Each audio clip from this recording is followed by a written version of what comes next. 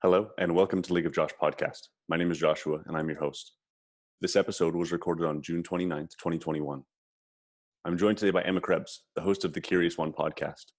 This discussion revolves around the topic of personal development. We talk about minimalism and its ancient roots, traveling outside of our environments and ourselves, the importance of telling the truth to ourselves and to others, the benefits of reading, writing, and creative process. If you would like to continue pushing boundaries and learning from Emma's insights and explorations, you can find her social media links in the show notes.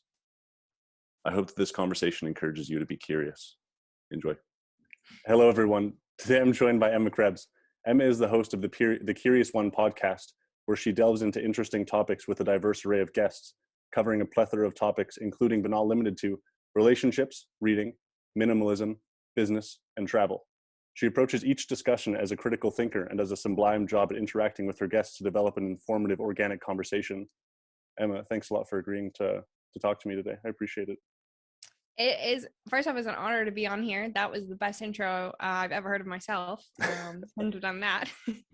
And can I just say something in a minute? Can I toss something in here? Do it, of course. I just want to acknowledge you and your podcast because when you started your podcast, I was living in Australia and I had a microphone in my belongings, and I was on the fence of starting a podcast. I didn't know anyone that had done it. I had thought about it for over a year, and then I saw you make one and I sent you a message and I was like, dude, this is sick. And it really just set me on the path of we can do this. Whatever you set your mind to, you can do, because until I had seen you post it, it seemed like this large looming thing that was so beyond myself. And then once I saw someone that was just a regular human, went to the same city, grew up in the same city, and I was like, yeah, man, I'm gonna do it. So thank you. And you're inspiring people, man. And now you've surpassed me. The student has become the teacher. No such thing. We're all on our own path. So why did you start your podcast? What was besides me? Besides you, I wanted to become you. It's the blonde, long hair. We're just very much the same vibe. Exactly. A year ago, I probably had the same length. So we really matching. Yeah, I used to have it down to really long. I think I've donated 30 inches now. That's awesome. Yeah, then we would have been twins. I started the podcast.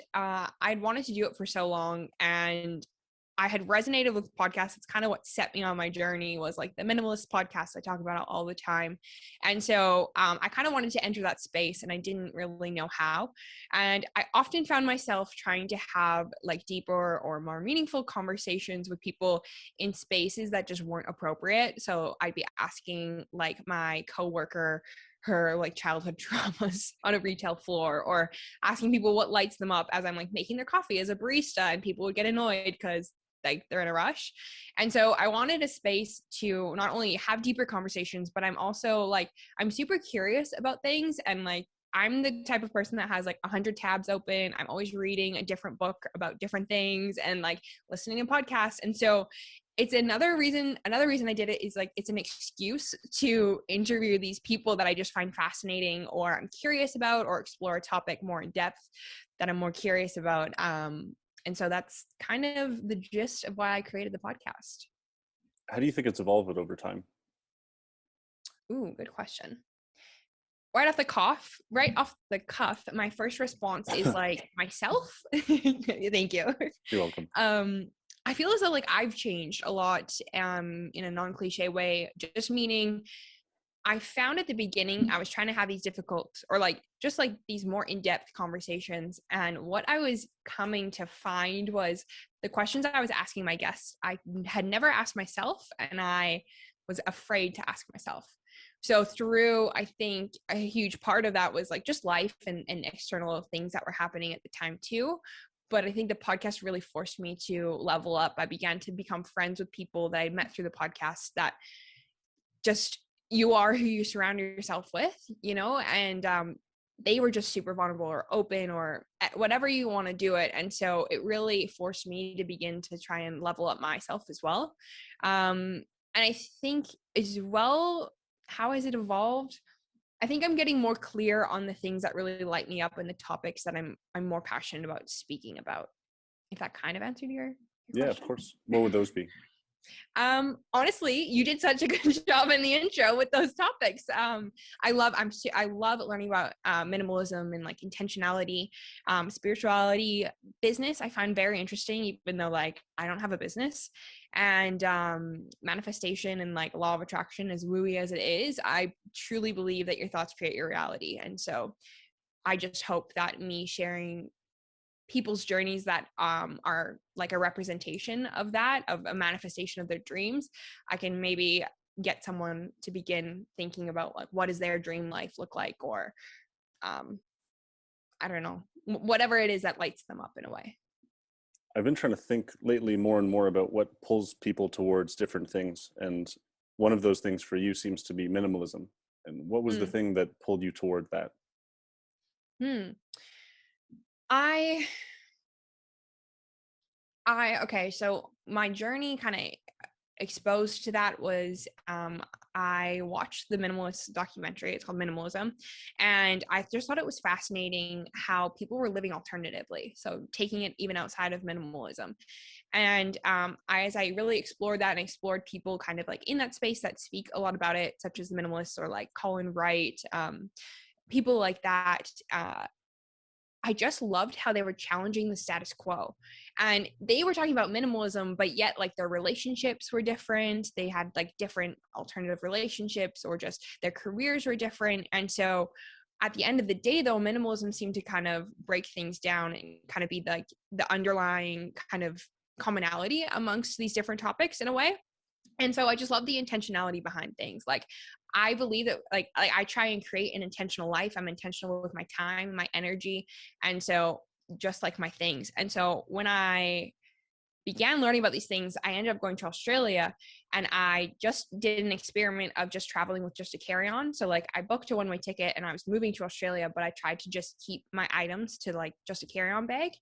And the liberation and the freedom I felt from that was amazing. And so now I have an apartment, and like clearly I have way more stuff than a carry-on, but it's plants. just and plants. There's more over here, you just can't see them.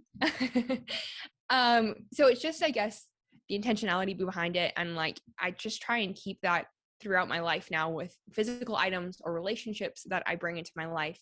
I really try and break it down to the essentials in a way. Did that answer it? Yeah, of course. Yeah, it's a bit tangent-y, but I hope fine. I got there. That's what we're here for. Yeah. Okay.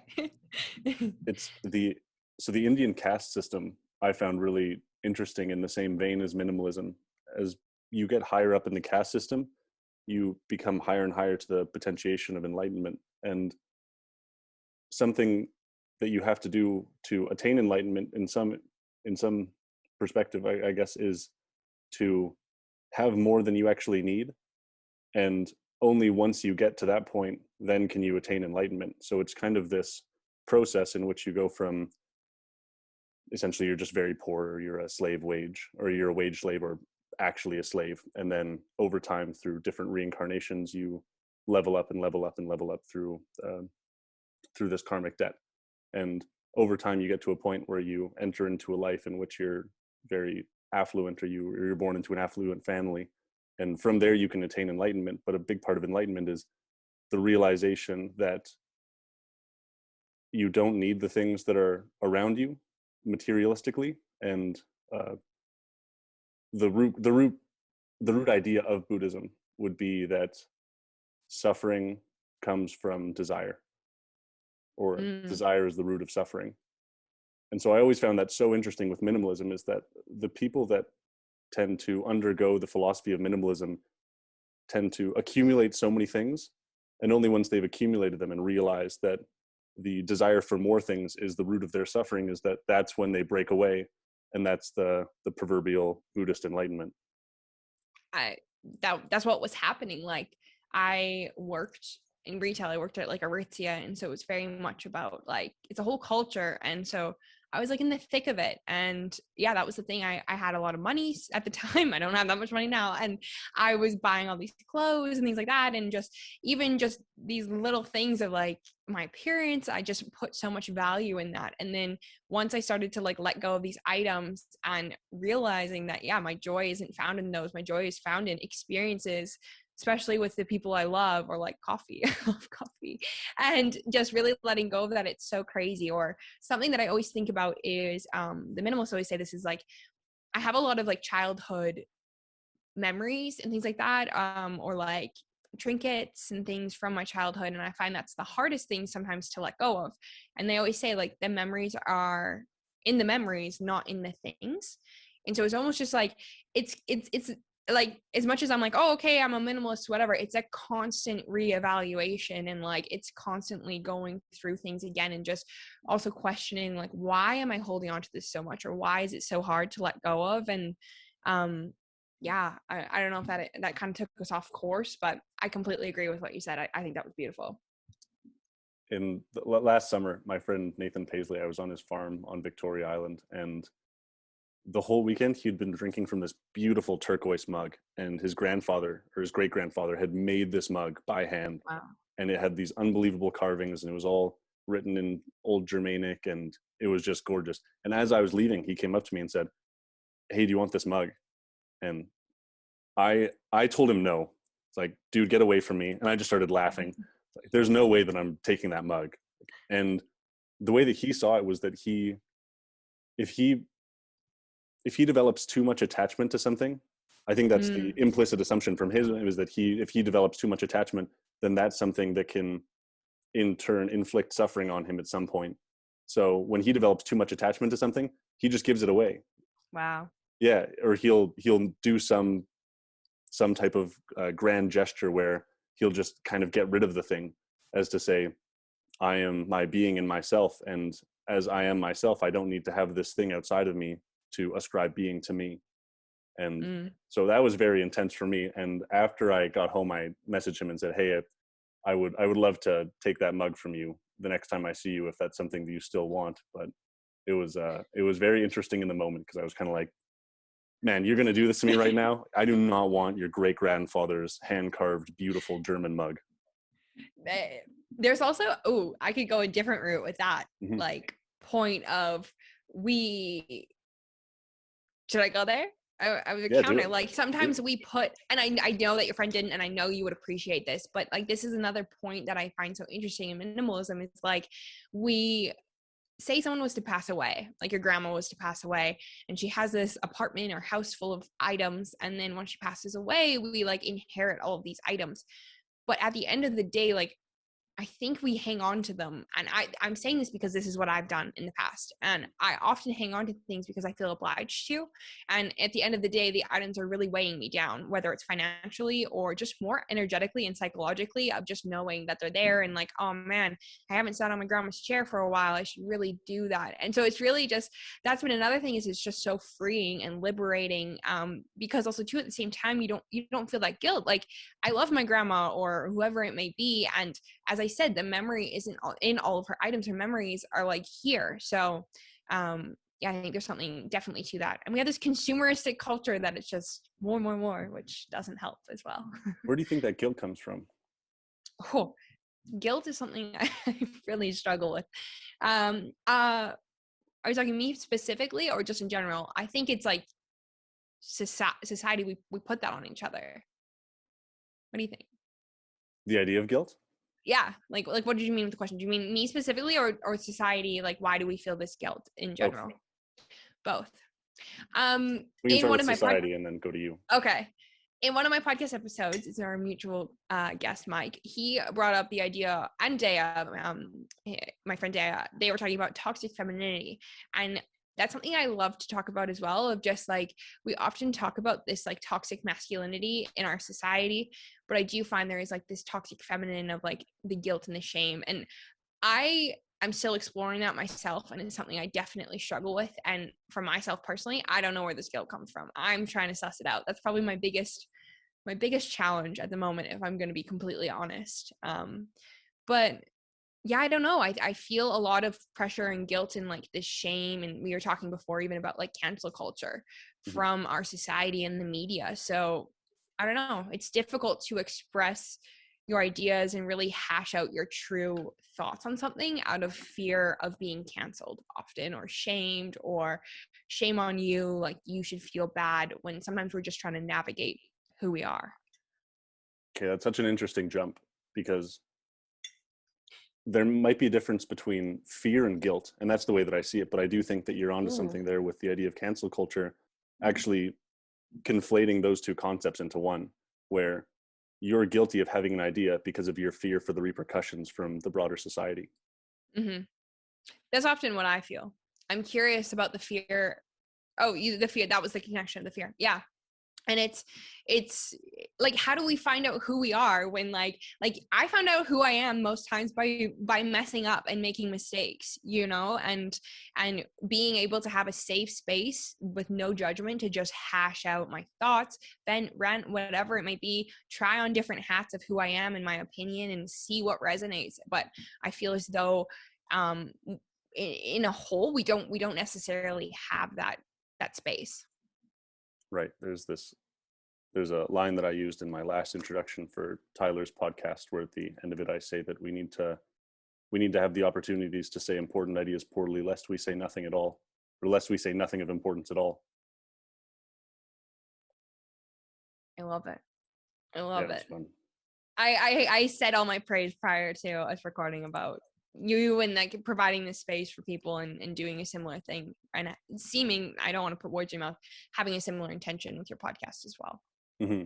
Yeah, the genuine goal for me is to just allow a diverse array of perspectives, and jumping from someone like Tyler into someone like Mike, and being able to bounce off of both of them by not attacking them is something that's very important to me. Because as you said, if you feel the family unit is so important for that, from my perspective, is that being able to actually discuss ideas that you have and bring ideas to flourishing. And the smaller and more tight knit your group is, the more you'll actually be able to parse out what's the right thing to say and the wrong thing to say. Because if you say the right thing, then the people around you are going to nod their heads a little bit. And if you say the wrong thing, then they're likely not going to laugh and give you a little bit of a side eye, and there's going to be some silence. And that's how we parse out comedy as well. And we find out what's funny is whether the crowd laughs, or whether the air gets sucked out of the auditorium or wherever you are. And so I think that's an interesting thing, is that you need that area to discuss and hash through your ideas to actually even develop your own personality more. Like, it's so I found that that's something with the podcast that I like quite a bit, is that I'm actually able to explore the bounds of my conscious thinking. And in that way, I actually develop my ideas so much more by discussing them and talking about them. And there are some ideas that I've talked about early on, in whether it be episodes or whatever. And then later on, if I talk about them again, I'm able to actually build onto them so much more and articulate them better. And so that's another thing about being able to actually speak freely. And something that I'm concerned about with the entire cancel culture idea is that if you're not able to say something externally to the external world and other people, then people are going to find other means to say things. And that's something I talked to Mike about a little bit. I was like, this might not be a popular opinion, but I'd far rather white supremacists be speaking in public than be speaking in someone's basement, because they're a lot less dangerous if they're speaking in public and we actually know what's happening. Whereas if a bunch of people are getting together in someone's basement, then that's when bad things tend to happen. When people feel shady. Yeah, when people feel dispossessed and alienated from society, and they don't feel that their perspectives are able to even be taken in and challenged. I think that's the most important thing, is challenging someone in good faith. Because if everyone's in their basement, then they're not going to be exposed to alternative perspectives. But if everyone's in the limelight and you actually talk about your ideas and discuss in good faith the ideas that you have with people that might disagree with you, but you're trying to come to one common truth with them, then you can actually find that common ground. You can bring people closer together as opposed to pulling them further apart. I love that. I think it's so true. And even like, I think something like expanding on that, like something that I try and remind myself, and I think that often maybe is what causes us to get so swept up in like getting so angry at one another, and like getting so maybe emotionally invested, is like we just take things personally. And so I find often in these conversations, when maybe it's a more difficult conversation, or I know the person has like a completely opposing view than myself, I try and take myself out of it, and I take them out of it, whereas I find often, and this is easier said than done, something I struggle with myself, but sorry, my computer. Sorry. That's Is that often I find when sometimes people maybe get triggered or something like that is because we are taking it personally, when it's like sometimes we need to look at these things, these opinions and perspectives at face value. I don't know. Do you agree with that? No, of course. Yeah. Whether I disagree with it or not, it's more or less irrelevant. But the fact that you said it's more important than that. I I love definitely it. agree though. It's the concept of safe spaces is so interesting to me, because especially in the university, I think that the university should be the least safe space of all in terms of novel ideas and being forced to challenge your preconceived notions about things. And that's something that I find to be sad about the disillusionment and the erosion of the university idea, is that it used to be a place, I think, where, and I never went to this type of university, but I think it was a thing of the past, where people would go and they would discuss ideas, and you had to defend your ideas with philosophy and facts. And now it's become more of a, I'm not sure. The psychology that I took, I really enjoyed, but the sociology I took felt to be more of a crash course on how to think, a crash course on what to think and not how to think. And so I think that the inception of safe spaces in the university might be something to do with that, because if you're not able to offend someone in saying something, then, and I mean, you're definitely right. You're definitely on the right track about not offending the person, but necessarily offending the ideology. Mm-hmm. Yeah, it's a different one. Like, there's a book. It's called The Fifth Agreement by Don Miguel Ruiz, and he talks a lot about that. That's like the fifth agreement. Like that's the last one, and I think it's so important. It's something I write often. Like, don't take it personally, and I find it's applicable in many areas of my life, like everything. So, yeah. Do you write a lot? Do I write? Yeah. Or read? Right? Oh, right. Oh, right for now. I journal like constantly. I toy in and out of writing. It's something that I always want to do more, and the whole shebang. Everyone says it, but like, there's that saying of like, the best way to write is to just sit in the chair and write. You know, When did you but start journaling is huge. When did you start journaling? When I was like 19, I went through a breakup, and I had my awakening, or whatever you want to call it, which led me on my journey of spirituality. And I found all these quotes that would resonate with me. So I just rewrite all these quotes in this book. But then once I was setting away on my trip to Australia, my dad handed me a journal, and he was like, just write whatever you want, whether it's like your money, like what your pay is, or days you've worked, whatever. And I started using that journal as that. And like, since then, I journal constantly. I've gone through many journals. Yeah. What do you think the influence of traveling was on you? Huge. Changed my life. First off, it took me outside of my bubble, meaning like my family, my hometown, everything like that. So I realized that first off, the world doesn't revolve around me, and there's other people living in the world. But also too, at the same time, it helped me to really figure out who I am without other people's opinion involved, which was great. And like we were talking earlier about trying on different hats and like making mistakes and just getting curious about things. Like when you go traveling, you can be one person this day, and then tomorrow you can decide that like you have these opinions because you're going to a different hostel in a different city, and you can just try that out. You meet new people with different experiences and perspectives, and then I started to like take those on. So that was huge for me, just figuring out more about who I am and just kind of questioning like my previous thought narratives and things like that. But another thing was like also too, realizing that the whole notion of don't talk to strangers is just, it never resonated with me. Like I'm a very chatty like person, and I really understood that that is a strength, that is a power, and that's something that innately as human beings we want to connect, and people do meet you where they're at and are innately good people. You know, there's all the odd ones, but usually people are kind and want the best for you. When did you start traveling? How old were you? I had gone on a trip to Europe for just like 3 weeks when I think I was 18, and then I went to Europe. I don't know if I said that. And then I came back, and then I just went to Australia. I haven't like traveled because it's been COVID. So I've only been to like Australia, New Zealand, Bali, but nothing like too exotic. So I was 20 when I went to Australia. I think you brought up a really cool point that I've been pondering a while for traveling. I talked to someone about it a while ago. I can't remember who, but we were discussing what it means to be an individual within an environment and what it means when the individual is taken out of that environment and put into a different one, and the parts of the individual that are retained compared to the environmental influences that have governing force over your personality to some extent. And I thought that was one of the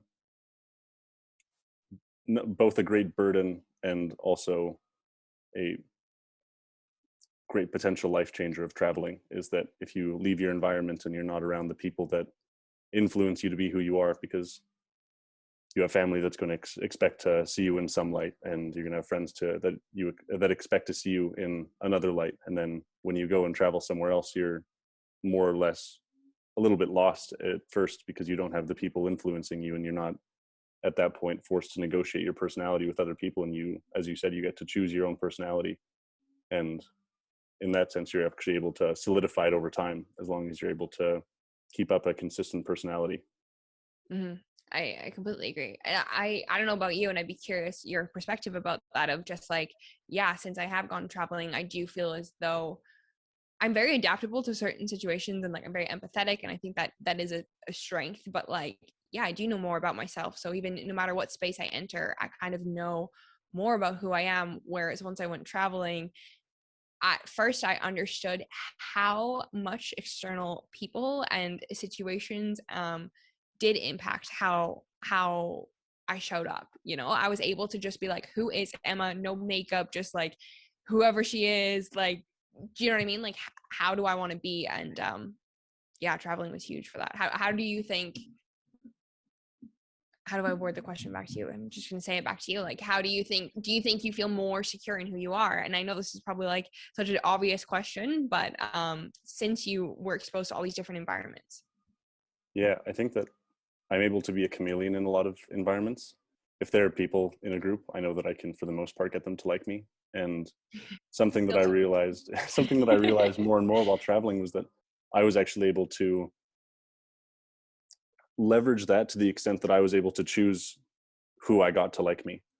There was a guy, I was in Thousand Islands in the south of Laos, and we were hanging out for a while, and I didn't exactly get the greatest vibes from him. And we had kind of gone to a restaurant together because we came in on a boat, and him and I were hanging out and talking, and we were in the same hostel, and I was going to go walk around the island a little bit, and he asked me if I wanted to go to an opium den with him, and I was like, no, that doesn't sound like something that I'd like to do, but I'm very agreeable, so I'm very prone to saying yes to everything.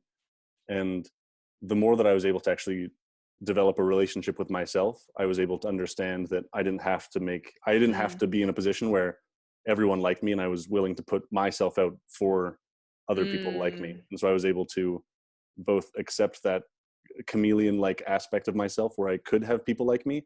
And then after I realized that, I was able to say, okay, well, now that I know that, then I don't have to do that anymore. I can actually choose who I get to like, essentially, because before it was everyone, please like me. It's like, I need this for myself. You guys have to like me. And then it got to a point where I realized, well, now I can actually choose who I like. And then in turn, it just becomes a much more organic relationship where you're just able to be yourself, and you're able to slowly strip off the masks and the personas until you come down to who you are. And I think that that's something really interesting once you commit to that and commit to telling the truth to people, essentially, and telling the truth to yourself.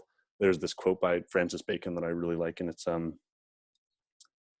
if it be well measured, to say that a man lieth is as much to say as that he is brave toward God as a coward toward men. And I thought that was beautiful in the perspective of also being a coward towards yourself if you're not able to tell the truth, and not only to others but also to yourself. And so I really liked that idea, in that if you're able to be truthful to yourself and truthful to other people, then you're actually able to find out who you are and what truth is to you. I love it, dude. I think you say it so well, and then I'm just like, I don't know how to counter, like, and what to add to this. It's beautiful. I couldn't agree more, though, and like, I got too wrapped up in what you said that I lost my train of thought. Give me 2 seconds. Do you edit your podcast? I forgot to ask. Sorry. No, I don't. I ask now. It was funny. I actually talked to Tyler about this because I listened to almost all of your episodes over the past week, and Oh, thanks, man. yeah, of course. If you have a really high uptick in viewers, it's probably me. Something that I talked to Tyler about was the editing videos and editing podcasts, because I don't edit mine, mostly because I just like the sound of my own voice. So I found it really difficult to listen to when I first started, and then that just became the regular was not editing it. And I talked to him a little bit about yours, because I was like, I've been listening to this podcast lately and I really like it. And sometimes she edits things, and there are points where you're talking about something and then you shift to another idea through an edit.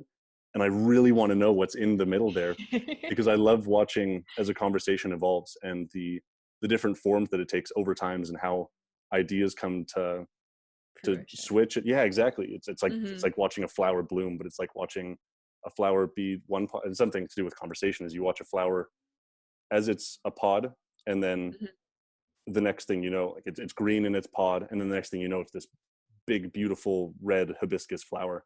And you go, well, how the hell did that happen? And that's something that I sometimes think when I listen to yours is, well, we were just a green pod, and now we're in the middle of this thing, and it's Turn the gorgeous. lights on. Yeah. Exactly, right. The editing process, that is something that, like, I don't know if you've heard through the podcast, like when I first started, it was highly edited. I never spoke. I never shared any personal information, and it's something I really let go of now. And I find that often the only time I do edit now is for moments like that, when I ask, oh, did you edit? Or if my guest, because, okay, so this is something, do you want me to go on this? Do you want me to riff on this? Please. Okay. Because it's something I've thought about quite often as well. I have another friend who has a great podcast, very similar to mine. We interview similar guests. He doesn't edit his either. And so we've talked about this many times, and I found for myself, I've chosen, for right now, who knows, I might change my mind, but for now, I've chosen the option of editing my podcast over not, in hopes of connecting deeper with my guest. Because at the end of the day, my main intention with the podcast is to connect with someone else on a deeper level, regardless of anyone listens to the episode or not. And so I often find that, and maybe this is just my own interpretation, but the guest knowing that if you say something wrong, or say you say something too personal that you don't feel comfortable sharing on the podcast, if someone else's narrative is involved, I can edit it out, if that makes sense. Because I find oftentimes my guests open up a bit more, and we'll even have like kind of off the air conversations of like, hey, like, don't put this in.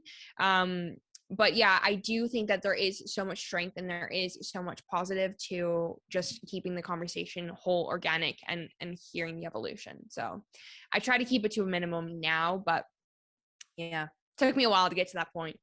No, that is so reasonable. And I do really like that perspective because I think that there's an inkling of honesty that comes along with that, where if someone's able to share in a conversation with you rather than a bunch of guests, which is, I think, the best podcasts that I have are just a conversation with an individual, rather than me putting on a performance for a bunch of faceless beings that they're going to be listening. Exactly. And so I do really respect that philosophy a lot. I think that's actually really cool. Thank you. Yeah. Took me a while to really suss it out and like see what worked for me, and that's where I'm at the moment. I'm trying to see if I remember my tangent on what we were speaking about earlier, but I don't know if I do, if I'll have it. We were discussing truth. We're discussing truth and the idea of being honest with yourself, and by being honest with other people, finding a deeper connection to the honesty within yourself. Yeah, I mean, like, I don't know what to expand on that further than just being like, I feel like that is the purpose of life, like to uncover these parts of ourselves and figure out who we are. And for myself, at least, like for people that are scared, because it's scary figuring that shit out and taking your mask off and asking yourself these hard questions. But and like, I say this, and I remember hearing people saying it before, and I'd be like, oh yeah, but they don't have like these thought patterns, or like they don't have this issue, etc. But I've just found, especially in this past year, when I just show up authentically, I have found the most beautiful humans in my life, and the most beautiful community, that even this weekend my friends would share things, and I thought, fuck, not only did I think that I could never share that with someone else, let alone I never thought someone else had a similar thought, or like experienced something similar, or had similar emotions. So yeah, that's what I'll add to that. It's a weight, right? It just, it's like a, it makes me think of the myth of Sisyphus. Have you ever heard of that? No, what is it? So Sisyphus is the being that was forced to push a boulder uphill for the entirety of his life. And essentially he would get to the top of the hill and then the boulder would roll down and then he would have to go and get the boulder and roll it back up. And when you mentioned that, I thought of it in the perspective of being honest with other people as decreasing the weight of that boulder. We're always going to be in some sort of uphill battle in the world. And the more that we can actually shed off our weight or shed off the weight that we carry on our shoulders from, whether it be adolescent trauma or something that's happened to us in the past, the more that we can shed that off and share that load with other people, then the lighter the load becomes for our own lives. I completely agree. And even like, I don't know if this is like going off of it, but like once I started implementing curiosity, as cliche as it sounds with the name of my podcast, but once I started implementing it in other areas of my life beyond just like topics that I was interested in, such as like minimalism or tiny homes, whatever you want to call it, but and started questioning and getting curious about my thought patterns and who I am, what are my values, and approaching these questions with a neutral emotion.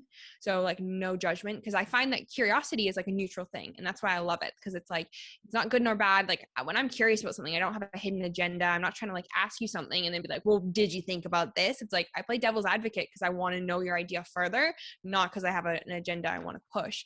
And so once I started getting curious about these, like, for me, to be honest, the past year, it's been like these thought patterns that I have and these narratives that run through my head. It's just been so liberating for me as well. And yeah, I completely feel as though that boulder just becomes smaller and smaller. And I mean, it's a continuous journey in our life, and I think it's a never ending thing, but we can definitely make it easier. How do you think thought patterns evolve over time? How do I think thought patterns evolve over time? Mm-hmm. Hmm. So I'll give an example. Yeah. If you want some time. No, I just want you to unbox it a bit further Okay, for me, sure if thing. that's okay. Yeah, of course. So there's this concept of growth mindset, and I talked a little bit about it with Trevor Reagan on my podcast a while ago. I'm not sure whose episode's going to come out first. Maybe this will be an advertisement for the future. Either way, stay tuned. Yeah. So something that I talked about with Trevor is the idea of growth mindset and how, and essentially it's the idea of when we're learning about something, you can have the idea that an individual is fixed in their ability or that they can grow regardless of their current station. So even if you have a kid that has an IQ of say 95 compared to a kid of 115, you don't actually understand the full potential of either of those. And by investing in both of them equally, then you're going to grow them both exponentially for their own individual self. And there's this interesting paper where they took the differences between individuals with IQs and measured them against other individuals with a lower IQ but higher trait conscientiousness. And conscientiousness is the trait of hard work, willingness to push through. I talked to Danielle Comrier, and she's a researcher in the area of grit, athletic grit kind of thing. Yeah. And so grit kind of ties into conscientiousness. And well, yeah, that's right. And so they took these two groups and said, if you have an IQ of 115 or an IQ of 100, but you're like very high in conscientiousness, you can actually do as well as someone that's innately higher in IQ. And so those ideas, that once you learn things like that, then you're able to look at the world a little bit differently. And I think that changes the pattern of thought. And another example that actually I was listening to your podcast with, it was one of your first few episodes, and someone was talking about the idea of just doing something, just do it. And I had heard that a few times before that particular moment, and I'd been contemplating for quite a while as to trying to figure out actually how to post on TikTok. I almost called it Vine. So old. And so no one understands that comparison. I just want to acknowledge that you see that comparison. I brought it up before and people are like, what? I'm like, oh, just me. They're literally the exact same. It's the same thing. Yeah. And I loved Vine. Okay, go on. So, sorry. So what she said was, she was like, just do it, just do it, just do it. And that's always been a mentality that I held. But hearing it that one time, I had 3 drafts, and my idea was to have 4 drafts before I started posting. And I just couldn't make the fourth draft. I kept on procrastinating. And then finally I just heard her say that and was like, God, I just have to do it. Just do it. And then, so that was an example of how my method of thought had changed because of one particular situation. But I think that happens all the time, and kind of in the sense of the growth mindset versus fixed mindset, where you have the opportunity to grow and no individual is fixed in their ability. I think that's another area where when someone hears that and they understand that, I think that completely changes their perspective on learning. Mm-hmm. And even just like life in general, like I personally, I don't believe in failure. Like I don't think that things can be a failure. Like when you have the growth mindset, it's like, I'm gonna learn something from this. And as shitty as times can be, it's like we're always gonna learn. And I don't know, like when an opportunity arises and if I have some interest in and like it feels in alignment, it's just like, yes, there can be like, okay, well, what if it doesn't work out, whatever. But it's like, to me, like I don't view it as failure. You're gonna learn from it. And I think that is just such an important thing. And we often let the fear of failure get in the way, you know. And I think I completely agree. Once you understand this whole growth versus fixed mindset thing, like it completely changes things. For a long time I felt that way, but I didn't have the vocabulary for it. And then once I started learning about like that concept, is it concept? Mm-hmm. Sorry, there's some noise outside my building. It just completely changed things for me. It's very interesting how quickly that happens, and I really like the idea that you had about not being able to actually fail at things, but instead just learn from them. Last week I was supposed to do a podcast with a guy on Wednesday, and his name is Dustin Watton, and I had been trying to get him on for a really long time. He's on the USA men's volleyball team, and he's been quite hesitant. And so last Wednesday was supposed to be our day, and we were supposed to go at 9:30. And so I wake up, I come into the room, get everything set up. We're all good to go. I send him the link at 9:20, and then he doesn't respond. And it's 9:45. I'm like, oh man, this guy. I don't know if he's going to show up. This sucks. Can't believe this guy. And then I go back and check our messages, and we'd actually agreed on 9. And so then my mind immediately went to, wow, I totally just stood this guy up. I am the worst. And this whole time I'd been thinking to myself, wow, I can't believe this guy is just, he's not going to show up. He's going to ghost me, whatever. And I just laid down on the ground and just let myself sulk for 20 minutes. And then I think I let myself experience an emotion as much as it's valuable to me. And then the first thing that I feel like I'm having diminishing returns, I just start journaling about it. And in my journal, I wrote down, okay, this is something that I can learn from. I've got to cross my T's and dot my I's. I have to really understand the timing and scheduling and make sure that everything is prepared beforehand and have everything out in the open so that I know what's going on. And this was essentially a form of laziness that I hadn't done everything properly. And then at like 10:30, he sent me a message and said, dude, I totally thought that we were getting together tomorrow. My bad. Let's reschedule for next week. And so I messaged him and said, wow, that was free. That was a free mistake. Thank you so much. Yeah, Can't wait to chat.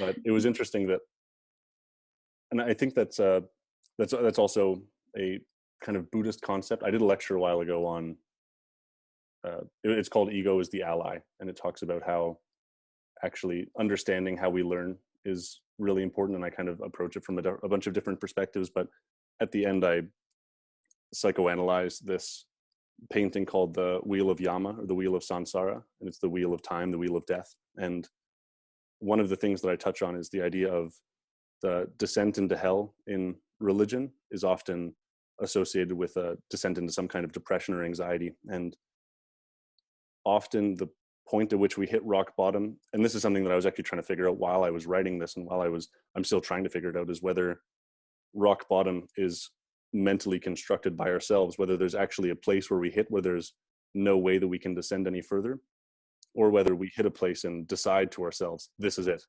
This is the place where I'm saying no more. I'm getting back up. I'm on the incline again. I'm going back to heaven. I'm tired of this bullshit. That's super interesting. I keep losing my train of thought. I love what you shared though, and I love like going back to you just talking about feeling the emotion. Like I think that's so important to begin with, and I appreciate you sharing that.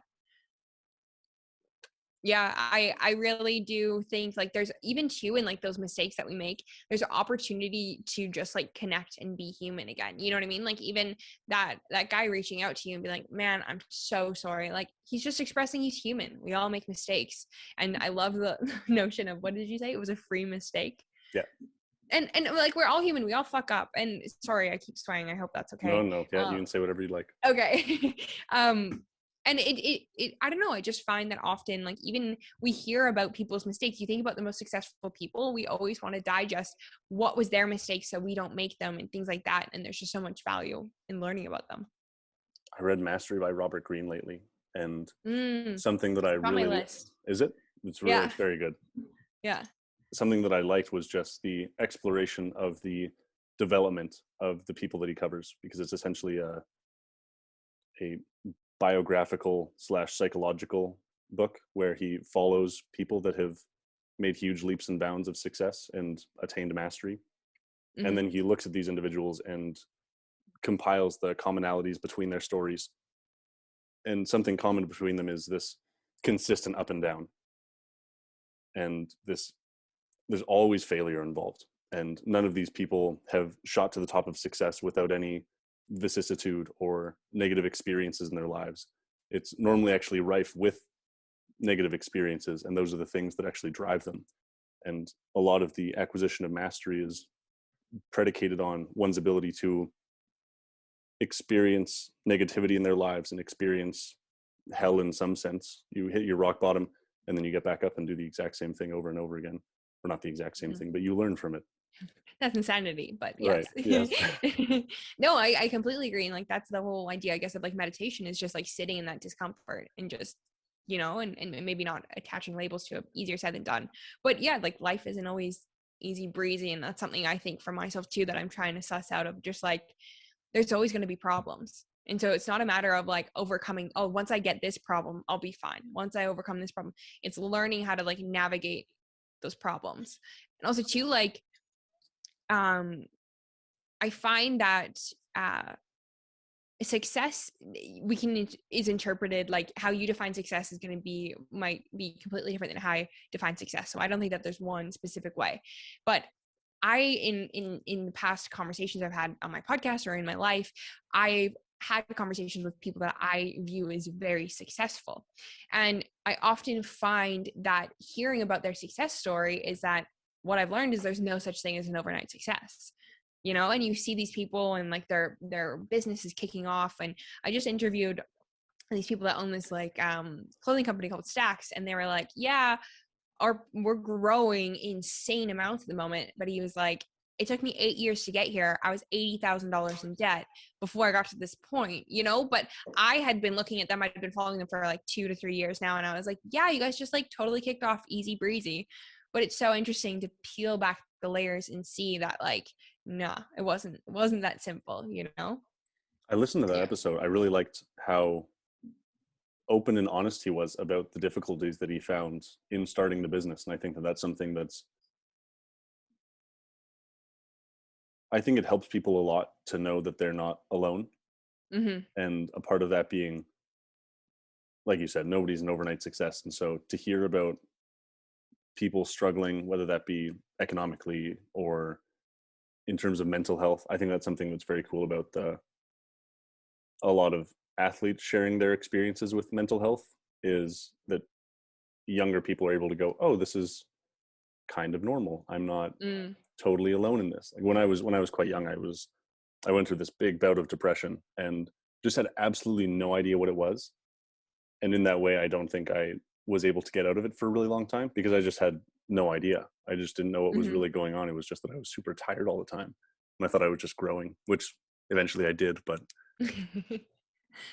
I think I couldn't agree more with you. Like just having a vocabulary for things, or just having someone else express it, or you express something and someone else saying like, yeah, I get it, that is a human experience. But even that in itself is so healing, I find, you know.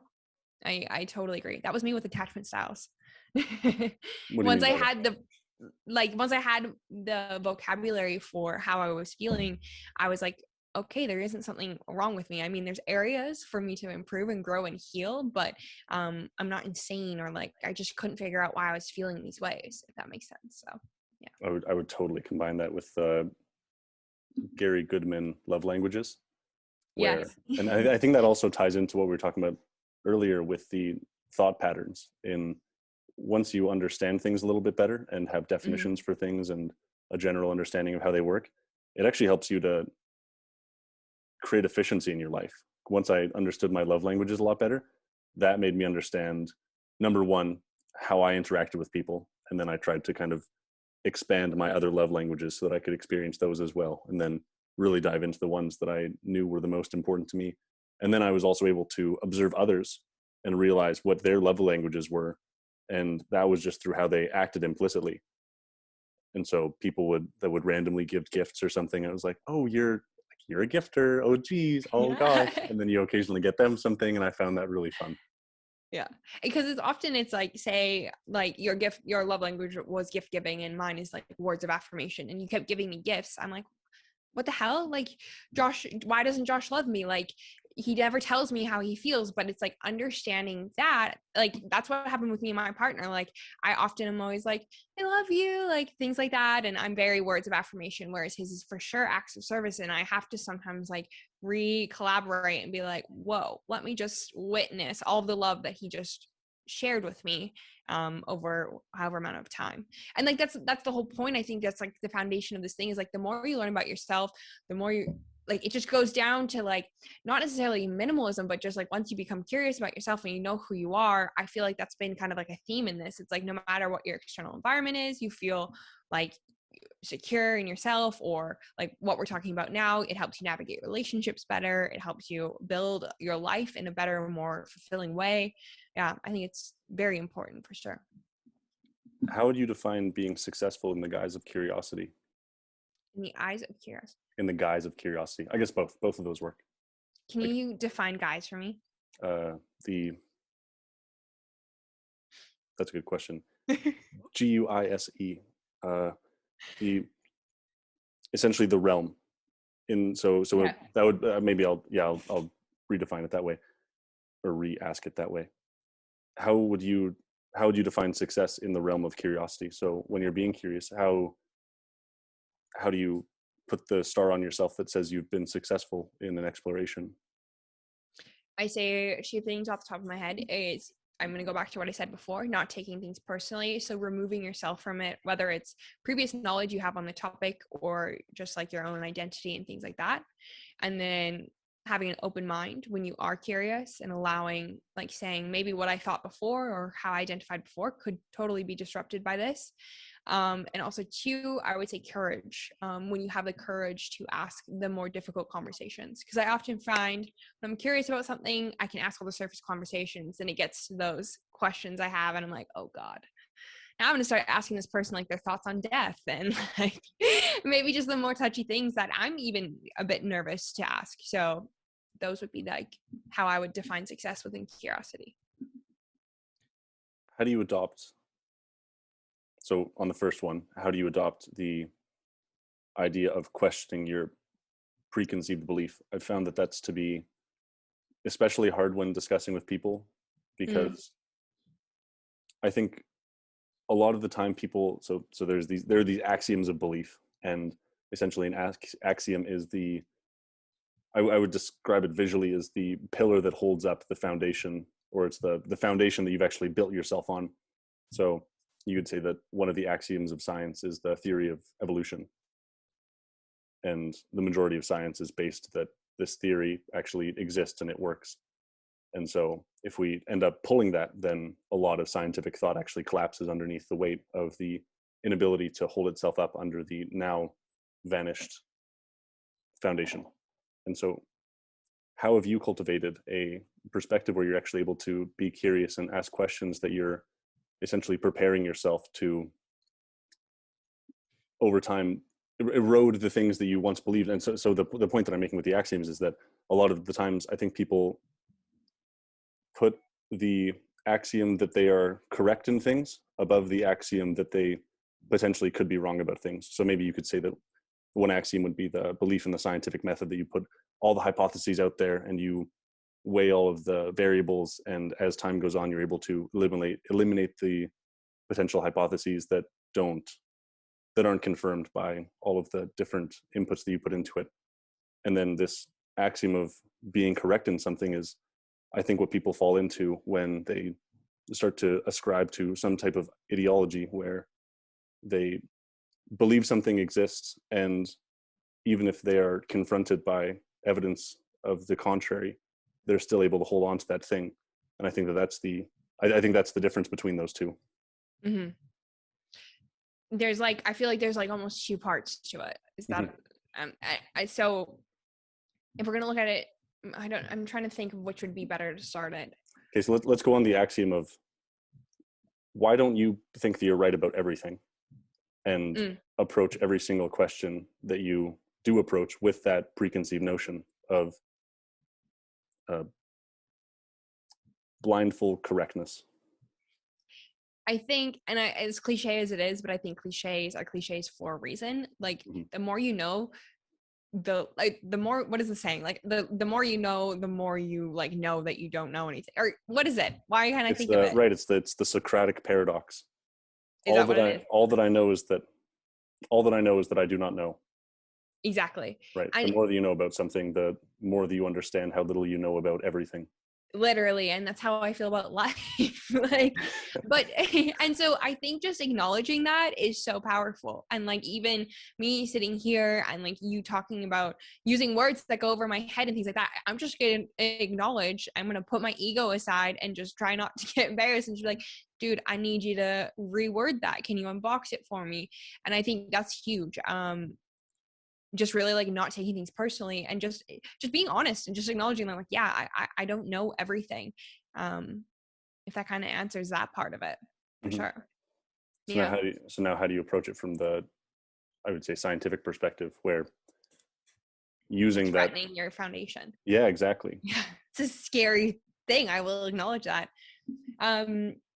For me, I can only speak from my perspective, but for me, what I found was journaling was huge for me, because I completely agree with you when you're saying, when we're kind of like trying to figure out these ideas, it's hard to do that in a group. Sometimes I need to know my thoughts before I express them to a group sometimes. And so really just taking the action of journaling and writing things out. And something else I found along that journey that I'm currently on as well, of just like allowing yourself to feel and to mourn those parts of yourself that are maybe dying or getting crushed or being stripped out from underneath you, because it can be like a physical experience that you have of mourning these past selves and past ideas that you used to identify with. And I do want to like regurgitate that just having safe spaces and having the experience of being met with unconditional love has really helped me internally meet myself with unconditional love as well. So if you can have those safe spaces externally, I didn't have it for a long time. So if you don't at the moment, that is totally fine. You will find your tribe at some point. But just build that relationship with yourself at the time. Yeah. When did you start reading? Like properly to the extent that I read now, I was I think I was 18 or 19. My dad gave me The Voice of Knowledge by Don Miguel Ruiz, and that just, my brain exploded. It's a beautiful book. I highly recommend it. Yeah. What do you say the impact has been on reading? I'm trying to figure out what the benefits of reading actually are. For me, I know that it is the easiest way I learn. Like, I know that's not the same for other people. Like my partner, he's not the same. He likes to listen to things. Whereas for myself, I like to look at the words, write on the book, rewrite a lot of the concepts and things like that. And so for me, I find just as podcasts, similar to the notion of podcasts, is it really enables you to unbox an idea and go really in depth and kind of explore all the corners of a topic. I find through a book, through ways that I couldn't find in like other mediums probably. And for me personally, reading has opened my mind to different perspectives. And as I said it before, but it just really has put vocabulary to thoughts and feelings that I had in the past, but I didn't know how to express to people. And like, if you can't express that and communicate that to other people, it's like, how are you gonna, like, if I don't know what I want in a relationship, how can I say that to my partner of like, these are like kind of the, not like I call them policies, but just like kind of expectations that I have in a relationship, right? So I love especially, that. yeah, and especially if your thoughts and your perspectives aren't represented in the mainstream media. I will say that too. So what kind of books do you read? I'm asking this because you're clearly a very well thought person, and Thank you. I would say well learned as well. And it's actually so fun to listen to your podcast from beginning to end, is because you've, number one, I think developed a lot more personality in terms of the personality that your podcast has undertaken, and also you've become far more well spoken, which I think is very cool to listen to over time. It's such an interesting evolution. And so yeah, what type of books do you read? What kind of knowledge do you consume? I love nonfiction, and I'm trying to explore more fiction. I call the term self-exploration or self-discovery, but usually they're at chapters or the bookstore self-development. Mm-hmm. I love those. As much as sometimes people say that like it's a repetition, but sometimes the repetition's good, or what you pick up, what resonates with you might not resonate with me. I also just love, if there is a topic I'm interested in, I love to read a book about it. But I do find that like I'm really trying to get more into fiction books as well, because I find that it's even more powerful when a fiction book can provide the same insights and like perspectives and wisdom that a self-development book can, but it's through a creative way. And I used to identify someone that's like not creative and like that's not my innate kind of nature, but which is false, another narrative I'm trying to let go of. But I do find that it's super powerful when you can read a fiction novel that does that. So yeah, I love self-development and spirituality, or like different religions, things like that. Have you ever read The Alchemist by Cahill? Yes, love that one. That was, in my opinion, one of the greatest self-help books I've ever read. Completely agree. And like that's what I mean is like that in regards to me saying that fiction thing, if it can have such a powerful message in such a creative way, I think that just blows my mind. People that can write things like that, I'm just so impressed by. When you write, what kind of things do you write? I would say like nonfiction, just like my thoughts or different ideas that I have. I like writing about manifestation and like the power of the mind and things like that. I don't share it. No, fair enough. Like, I mean, not that I don't share it, like I'm willing to talk about it, but like Mm-hmm. people don't read it. I really want to explore that side of myself a lot further. Mm-hmm. As in you like to write more and understand that more? Yeah.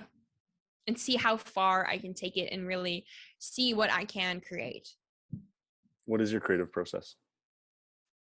Ooh, great question. I'm going to write this down and journal about it later. I've never been asked that before, and I've never even asked myself that. I'm very a visual person, so I don't know if this counts as a correct answer, but I usually think of the things first. I love to daydream and things like that. And then I don't know if this is the right answer, but I'm just going to tell you what I'm feeling. No such thing. Okay. Then usually once I have this idea in a structure, or sorry, like when I have side of like what this ideal is going to feel like, or whatever this is that I'm going to create or do, then I usually try to have like some visual representation of that. Usually that is through images. I love to like have like a vision board or like a storyboard or whatever it may be. And then from there I kind of niche down and break it up into like, okay, so this is the elaborate painting I want to do. Well, the first step is to like start drawing the lines in pencil. Okay, I'll do that. You know, this isn't an accurate example, but then I'll do the pen and I just take it. I like kind of like to break it down, just a bigger idea. So sorry, dude. No, you're fine. My computer died. It was at 90% when we started. So Fast dying computer / long conversations. I forgot I was exporting a video as we were talking as well. So how long do you tend to go for your episodes? I allow it to like go however long it wants. People always ask me that. But usually it's around an hour, sometimes a bit longer. Mm-hmm. Mm-hmm. Okay. I like the longer format conversations myself. I do too. I normally, a guy recently, that Dustin Watton guy, he recently asked how long the episodes normally go for. And I told him just to schedule out 3 hours, but if you had to leave sooner, then that was fine. I agree. I've done some 3-hour ones, and like halfway through I'm like, okay, I'm going to get a snack, like washroom break. Yeah. I did one with my friend Owen Leader, and we talked about the impacts of drug addiction. And halfway through, it was so funny. The whole time he was so fluid, so well spoken. And then we just hit this point where I go on this big monologue, and then it cuts to him, and he just starts mumbling and stuttering. And then he goes, "Dude, I'm so sorry. I have to pee really bad." Okay, get out of here. I cut it, but it was I laughed I was so gonna hard. say, did you edit that out? Because like, But I did that with Mike too. Mike had to pee, and I'm gonna leave that in because I thought it was also funny. we're human. The realities of a podcast. Yeah, that is true. It's so true. Okay. Do you do art a lot? Is that I something that you don't. do often? No, I really try and flex that muscle more. Um, and like I got like a paint by numbers, like an adult version. Like I really try. It just doesn't resonate for me. But I guess you could say art is different things. So like I love reading and I like writing. And I do find with my job I am in marketing, so I create things or I create with my podcast. So those would be the ways I think that I flex that muscle. Do you think in words or do you think in images? Ooh, I'm gonna say both. Maybe that's a cop out. But words are huge for me. Vocabulary is huge for me. But at the same time, the visual things, I do like a lot of like I said, I have vision boards and things like that too, which help. I was going to say, what topics do you normally gravitate towards thinking in visual compared to thinking in words? Ooh, I would say like I don't know if this counts, but I keep saying that. But goals and just kind of I'm very much about like building your dream life and like lifestyle design, and like you can create whatever it is that you feel in your heart that lights you up. And so of those things and like where I want to go with my life, that is something that I definitely have as a visual representation of like what I want my space to look like, what I want my diet to look like, what I want my external environment to be. That is usually when I do when it is visual, sorry. Do you practice meditation ever? Yes. How did you get into that? I'd heard about it all the time, like everywhere, especially like when you're interested in like self-development and spirituality and things like that. And so I remember I would sit, this was still when I lived at home, like before I went away on my trip and everything. I would sit in my room in my mom's house. I'd tell my mom I'm going to meditate, don't talk to me. I'd put a timer on for 5 minutes. I'd sit on the floor like in this uncomfortable spot and just sit there and try and stop my mind. Like it was a very not fun process. And so then I tried many different things like Headspace and things like that. And then I'm not too sure what made it click, but I know one of my friends had recommended Waking Up by Sam Harris. And then I just kept hearing it everywhere. And I had listened to Sam Harris like on podcasts and things like that. So I got the app. And what I really talk about like to other people, like just in general, is like you need to learn how to meditate. It's not like this thing we just do. I mean, ironically, it is something that we just do, and it is something that ironically you cannot teach, you cannot put into words, etc.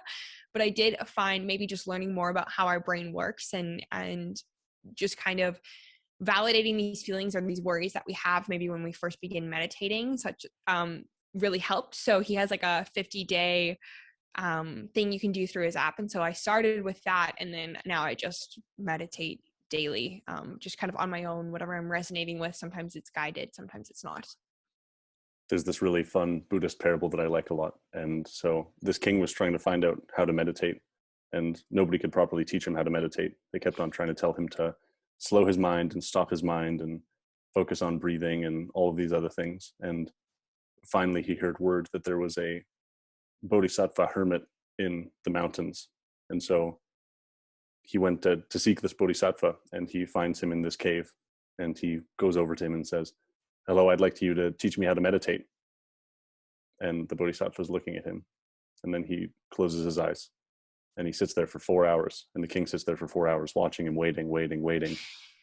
And finally he taps him on the knee and he says, "I would like you to teach me how to meditate." And the bodhisattva says, "I've been teaching you for the past 4 hours. Sit down." And I love it. yeah, I always like that idea. And it is in Buddhism, it's often called the practice. And that's what it is. It's something that you'll never actually be successful at or in and it's something that's a lifelong journey, and it's actually not something that you seek out to be good at, because it's always something you're going to be practicing. And same with any type of sport. I started to take that into sport and reading and learning how to do anything, learning how to write. It's always a practice, because you're never going to actually reach a finish line, because the goal of the behavior itself is to just do the behavior, and to actually look for something at the end is going to inevitably diminish the process itself. And I guess that kind of goes back to what I was talking about earlier, where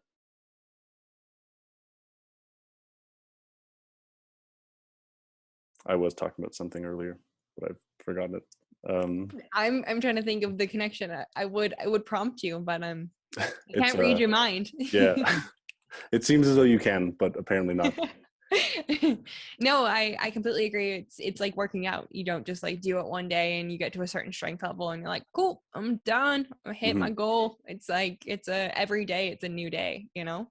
And even like there's different elements. Like sometimes I can sit here in my apartment and it's quiet and I put my headphones in, but sometimes I'm meditating in an airport and it's like that's hard. That's a challenge in itself, you know? So would you say that you have a chaotic life? No, I wouldn't say that. No, I don't like that word. It gives me, it's like busy. I hate the word busy. And I it's still in my vocabulary and I really want to remove that, or remove maybe the experiences that are creating that feeling or that use of the word. Yeah, we were talking about that a little bit before we started recording, and how you're looking to create more space in your days. What does that mean? So I often find that like throughout my life, I've always been in like this like masculine like productivity energy of just like I wake up at this time. I'm very disciplined. I don't have an issue with that. I wake up at a time, I do my morning routine, and like especially when I used to start at my other job, I started at 7:30 a.m. and so I would wake up at like 4:45 because people think I'm weird, but my morning routine is so important to me.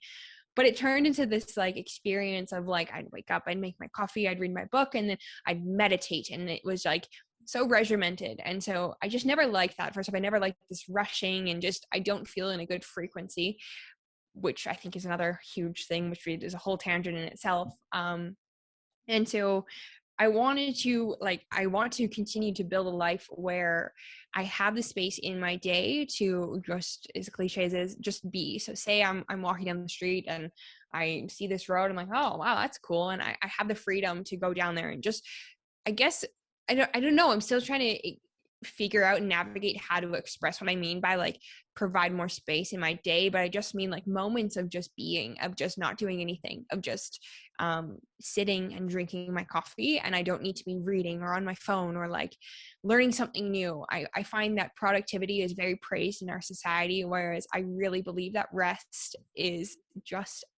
productive as well. And so I guess maybe that's more what I mean about space, and rest can be many different things. How do you see rest? For me, rest is, for myself, it's going to be different. I think for everyone, for me, it's going to a cafe and reading a book and having a coffee, or having a bath. I love having baths. Or like just being in nature or meditating. Those to me are rest, which I also use, I could say, are synergistic with like filling up my cup. Mm-hmm. And what do you mean by that term, filling up your cup? What does that mean?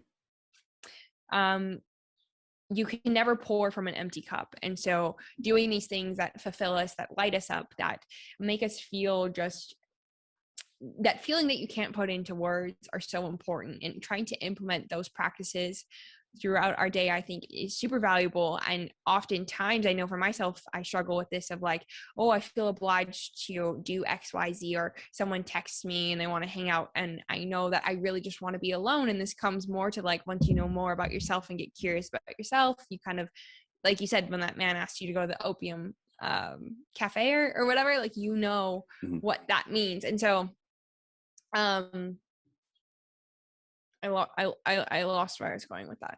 We were talking about rest and what rest means to you, and then in the perspective of not rest, but filling your cup. What filling your cup Filling means. your cup. Sorry, Josh. No, This that's fine. heat also I too, like I it's was so just hot. I gonna have a say, light on. Yeah. This is the only time I've had my fan off all day. I was honestly just gonna say, like, I'm normally pretty quick on my toes, but it's like 85 degrees here. Okay. Like, I guess I'm Fahrenheit, so Yeah. I think it's 45 degrees, 50 degrees Wow. outside. It is Okay. really hot. Yeah, I'm glad, glad we're on the same page. And you seem to have a light as well, a ring light or something that just Yeah. adds to the noise. Yeah, I just really think it's valuable. I always think that things should be additive in your life. Your relationships should be additive. They shouldn't be pouring into your cup. A relationship shouldn't bring you happiness. They should add happiness to your life. So I think that doing these things that you are doing yourself for yourself that bring you happiness are so important, so that when these other external elements or relationships, whatever it may be, experiences do come into your life, they're an overflow, an excess of filling, like, of water in your cup. Do you know what I mean? And you're willing to then provide resources to other people when you have an excess of this energy or water, whatever you want to call it.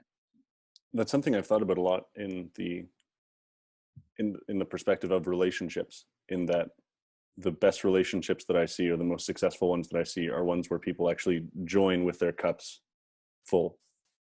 So they're already overflowing when they join. And in that sense, they're already content on the way that they are, or the life that they've been living. And from there, they can pour into each other while they both evolve at the same time. So it becomes this very interesting synergistic relationship when you see two people enter into a relationship when they're not figuring out some deep life trauma or getting over a breakup or any of those things, when they're already at a point where they're content with being alone and by themselves, and they're in a very good place spiritually and psychologically. And what are your opinions on that? That's something that I'm very passionate about talking about. I believe that not only are relationships additive, as I said, but I always view relationships as three elements. There's whole individuals, and when they come to, and then there is also the relationship. So there's like two individuals and their relationship. And so I don't resonate, and I really don't like the term of like, you complete me, they're my other half, and things like that. Like, I have a very, like, I'm not ashamed. Like, I have a very intimate relationship with my partner, and I'm so proud of what I have with him. And I like to talk about it, and I like to highlight other people that I just see consciousness in their relationship, because of what we are displayed in society. And I honestly, like, I'm so passionate about this because I remember when I was 19 years old and I thought I was weird for what I wanted in a relationship, and I thought that it was odd. And then once I went out and found people that had similar ideas, I just felt more seen. And so I truly believe in, like, Colin Wright is someone that has really impacted me on this too, of like, we are two trees, and like the branches may intertwine, that is completely fine, but at the end of the day, like, we are two whole people. And yeah, I mean, additionally to that, something else I want to say, I always thought that, like, I was on this journey of independence, and like I didn't want to be in a relationship before I met my current partner. And I thought I had to do all my healing and figure all of my shit out before I got into a relationship. And yes, there was some healing or just things I had to go through on my own. But honestly, additionally to that, there's been some of the deepest healing I've found by having someone that knows me on such a deep level and having such an intimate relationship, that they're able to really shed light onto parts of myself that, like, I thought were going to stay hidden forever. And to have someone hold that space for me while I do that healing has also been super amazing as well. That's so That's beautiful. a bit of my tangent. How do you retain your individualism while experiencing that? That is a great question, because I know, at least for myself, especially meeting, like, I totally get it, the rose tinted glasses. And like, when you do find someone that just, like, I find often people are like, I didn't even know this person could exist. And I for sure felt that way. And it is such a beautiful thing where, like, you're just so in love that you kind of lose yourself. I think that there is beauty to that. But I just really do think that spending time alone is so important, by yourself, and just really communicating what your needs and what your boundaries are. And it's not wrong if you are more of an introverted person, or you do need that time by yourself. And another thing that for me was huge for me and just really got me into trouble when I didn't do this is having relationships outside of your relationship, and understanding understanding that your partner cannot fulfill all of your needs, and just being honest about that and recognizing that your partner can't be everything for you. And so you can look to your community for these other things that you need in your life. Do you think that the initial idealism of a partner can have detrimental impacts on the longevity of a relationship? I want to make sure I'm understanding it right. Like what we first perceive about this person, like we're viewing them in a good way. Is that what you're Yeah, saying? like super good way. That you're in the honeymoon phase. You go, Yeah. whoa, this is the perfect person. I can't believe this. This is amazing. I'm absolutely in love. This is my soulmate for forever. And then we tend to neglect the potential negatives in that sense. It's a really interesting question. And it's hard because for myself, and I don't know, I'm trying to explore why this is. I've always just like, I don't mean this in like, I hope I don't come across in like this like bratty way, but I've just been so fortunate to just like, my intuition always just been strong. Like I've been very privileged to not have like the fuck boy or whatever you want to call it enter my life. Like I can always read people straight away and like their intentions. And so in that regard, I struggle, but at the same time, like I do also believe that sometimes when like there is this innate just kind of like understanding when you meet some individuals, whether they're friends or more than friends or anything in between, you do know that there is like this deeper level to it, but maybe also too, you have to be able to be at that level internally with yourself first before you can see it in others. Like there's that saying of like, you can only meet someone as far as you've met yourself. So I didn't give you a straight answer there, and it's because I don't know. I wouldn't be. I can't That's say that. I'm gonna question it. Yeah. This is something I've actually never really been able to talk to someone about. But what are your opinions on the culture around relationships and sex, and what do you think the consequences of that are? I want you to expand further so I understand Sure. where you want to go with that, if that's okay. Yeah, of course. I think that it's very hard to disassociate a sexual experience from an individual. And I think that's what's largely happened. I think that there are technological advancements that have resulted in that. But I think that there are also psychological consequences of that. So I think that people are able to go home and sleep with someone now and not have the long-term consequence of having a kid. And so I think that people essentially end up, when you have a one-night stand, you're disassociating the individual that you're having the one-night stand with you're disassociating them with the sexual experience, which obviously people want that really badly. But I think that we lose something a little bit when like the difference between having a one-night stand and having sex with someone that you're deeply in love with are two completely different things. And I wonder what the implications of that are for individuals and then for a culture as well. I really like that question. Again, I can only speak from my perspective. I am someone that I've never had like a straight up one night stand. Like I'll say that. Like I've never just met someone, know nothing about them, and then just like have an intimate physical experience with them. And for myself, it's because like I need to have that connection that's beyond the physical to like go there with someone. So maybe maybe I'm not the person to ask for that, but I do think that there is, as much as I'm like, I do think that like people can do what they want, and I'm all for like people exploring themselves sexually and just like having that experience. I fully support it for people.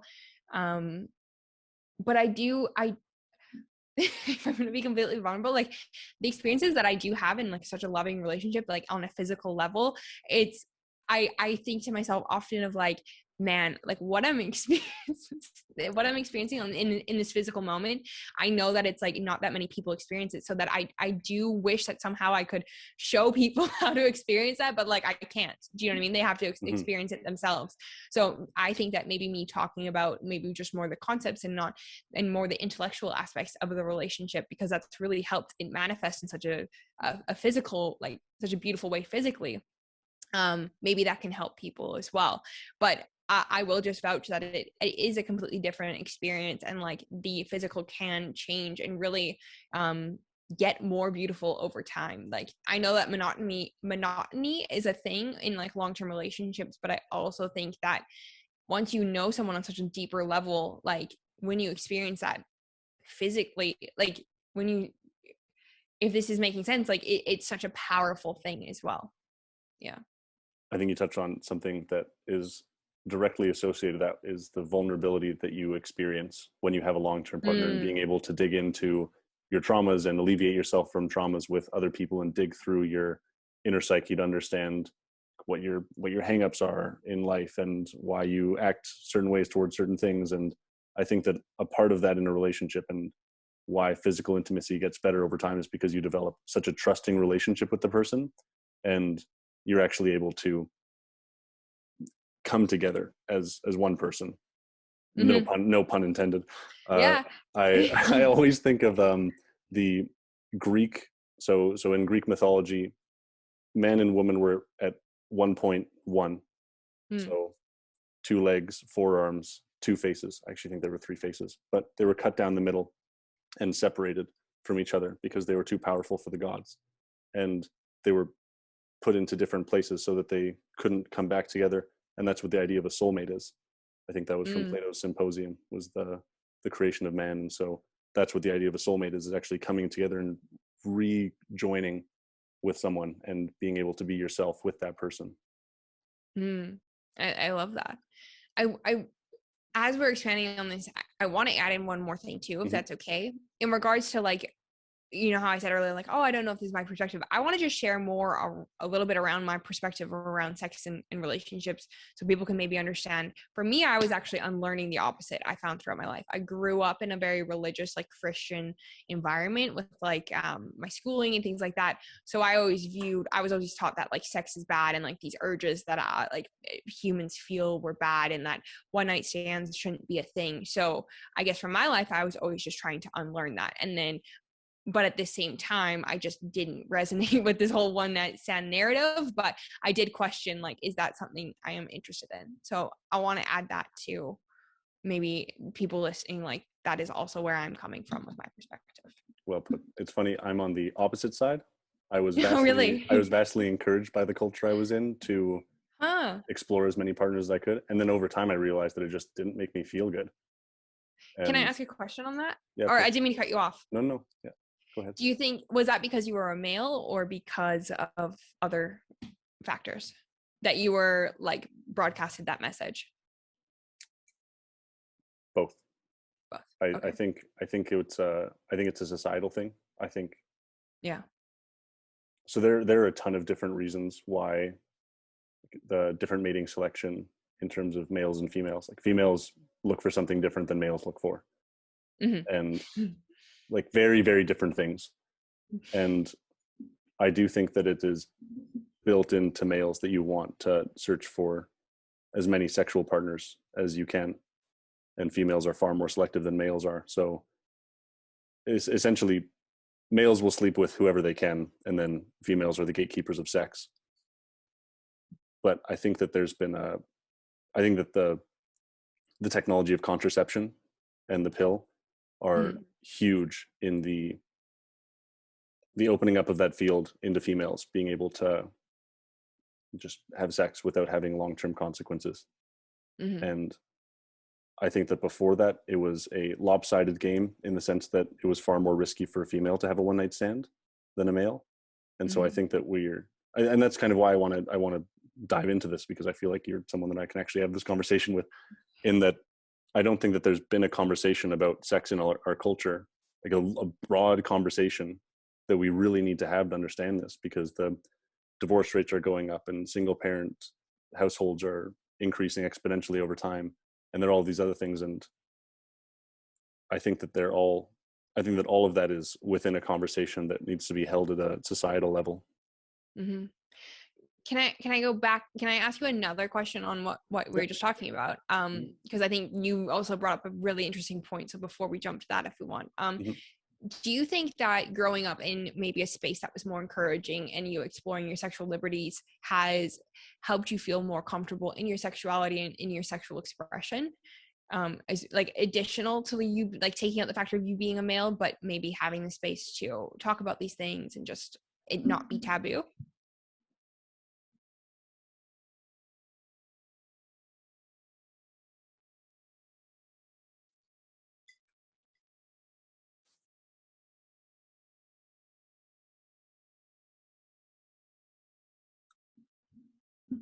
I think the idea of sex always interested me, but I think that once it got to it, I realized that I really wanted to have sex with someone that I liked.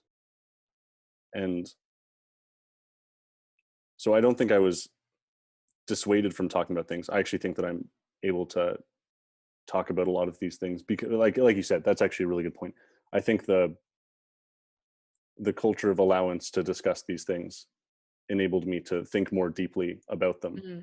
But I do know that there was always some kind of societal encouragement to hook up when you're young, and that was something that I always liked the idea of, but the psychological consequences would haunt me for weeks to months after the fact. So that was something that I realized quite quickly, and it was something that I think that I tried to initially put off as something that was just something that I had to get over. And and then as time went on, I realized, no, this is just something that I don't actually like. I think I'm just sexually conservative for a variety of reasons. But and there's always such an interesting pull between those two concepts of sexual liberalism and sexual conservatism, in that the idea of just going out and having sex with someone that sounds really nice. Like, it is really nice to have sex with people, and at the same time, the consequences after the fact were just something that I couldn't deal with psychologically. I could not, like, I could echo that 100%. But for me, I struggle because I'm still in this process. I'm still like in the thick of it. To be honest, like, I'm so like proud of myself in this moment to be able to have this conversation, because even like a few months ago when I was first like really uncovering that, like, hey, this is something I feel really uncomfortable talking about and I want to explore why that is, and I think my childhood is a huge factor in it. But like even talking about like masturbation with my friends, I would get so uncomfortable. So the fact that I'm having this conversation now, and I feel completely fine and comfortable, I'm like, wow, this is cool. But to your point, I completely agree of like, I'm on this fence for myself where it's like, I was taught the opposite of like, yes, they really encourage this like sexual conservatism. Is that correct? Yeah. Whereas like, I truly sometimes feel like I do identify with that though too, but sometimes I force myself, like, especially like a few years ago, I'd really kind of like force myself to like get up the courage and like, and maybe like drink a bit more and things like that. And I don't even know if that's always good. Like sometimes it can be a bit scary, like you're vulnerable, but sometimes it's like, if I genuinely didn't want to do something, I don't have to do it, you know, even though society is like this very strongly encouraged, as you've expressed, like hookup culture, and like you can swipe right and you can have like sex any night with Tinder, and I don't know. I've never really used those apps. So yeah. I find the going out hookup culture to be interesting. There were times that I would bring someone back to my apartment, like we'd all be hanging out as a group, and I would essentially just cuddle with someone, because like skin hunger is just such a thing, and that desire to just hang out with someone. And that was something that I was very transparent of from the beginning. When I would like when someone would be into me, I'd be like, hey, I don't like to have sex, but we can just hang out and sleep on the floor or something. I don't really care, but it's just cool to have another human being around. Yeah, it's human connection, and we innately want that. And I think a lot of times, I don't know, actually, I don't have the right to say this, but I'm just gonna say it. I do think that a lot of times, like it's like junk food. Like we're hungry, and when we eat this junk food, it's not nourishing us. So we're full, but like we're not nourished, you know. And so rather, if you're eating like a Whole Foods, like a beautiful meal, it's completely different, right? Whereas that takes maybe a bit longer to cook, or you have to be a bit more patient to do it. Or you could go to McDonald's and get a fast food meal and just kind of fill that void, but you're not truly hitting that craving that you have, you know? That's such a lovely analogy. I like that a lot. Thank you. I heard a line a while ago, and it was that people are going to see you in the way that you act, and they're going to understand you by the actions that you have, not the intentions that you have. So if you're going to be someone that is rather promiscuous and moves around and sleeps with lots of people, but at the same time you want this loving long-term relationship, you're not going to be attracting other people that want that loving long-term relationship, because they're judging you on your actions and not your intentions. I think that's great. I also like, if don't mean to get too wooey and like, but like I feel like that's also just like the universe and the world. Like when you start acting in alignment with like what you want to do, what you want to be, what you want your lifestyle to look like, you will begin to be provided with those people, those experiences, maybe that finances that you are putting out into the world as well, you know, beyond like including your relationships. Yeah. Well, I think it's getting to about 90 degrees here. This was lovely, Emma. Thank you so much for coming on. I really appreciate your time, and the conversation was beautiful. I thought that I had a lot of fun. Thank you very much. Me as well. Thank you for your awesome questions, for holding space, and for inspiring me to go on my journey, Josh. It's something I will always thank you for. Where can people find you? People can find me on my Instagram is the Curious One Podcast. It's kind of the only platform I hang out on. Otherwise, you can find the Curious One, which is my podcast, on any podcasting platform or over on YouTube as well. Emma Krebs, thank you so much. Thank you.